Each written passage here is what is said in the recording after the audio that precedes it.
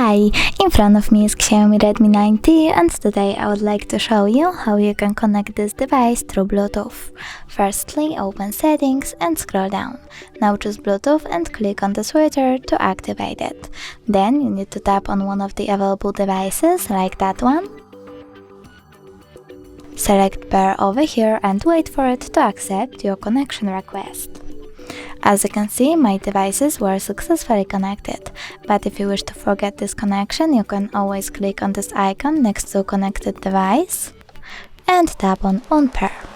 Thanks so much for watching. If you enjoyed this video, don't forget to leave a like, comment and subscribe. Bye!